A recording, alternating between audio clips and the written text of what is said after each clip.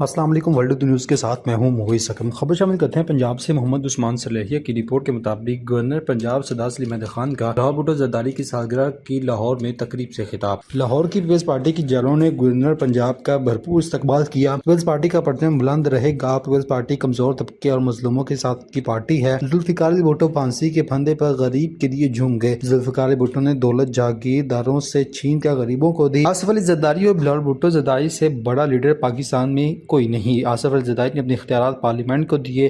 یہاں ایوان صدر میں ڈکٹیٹر آ کر پارلیمنٹ کے خلاف سازشیں کرتے ہیں۔ پاک فوج نے اپنے سے بڑے ملک کی فوج کو ناک آؤٹ کر دیا۔ آصف علی زرداری نے چین سے تعلقات کو مضبوط کیا۔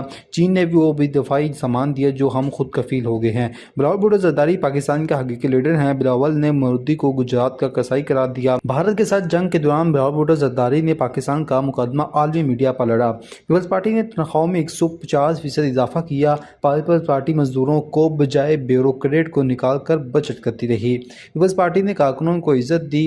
گورنر ہاؤس غریبوں کے لیے ہے۔ پیپلز پارٹی کے ورکر میں کوئی کمی نہیں ہوتی۔ میں کارکنوں کی تکلیفوں کو محسوس کرتا ہوں۔ پیپلز پارٹی کی قیادت پنجاب میں ایمرجنسی نافذ کر کے میدان میں نکل کر کارکنوں کے پاس پہنچی ہے۔ 8 اکتوبر کو گورنر اجلاس ہاؤس میں محفل میلاد نبی صلی اللہ علیہ وسلم منعقد ہوگی۔ اس کی وجہ یہ ہے کہ پرماننٹ ملازمتیں ختم کر دی گئی ہیں۔ کنٹریکٹ اور عارضی ملازمتیں جو ہیں وہ لے کے آئے ہیں۔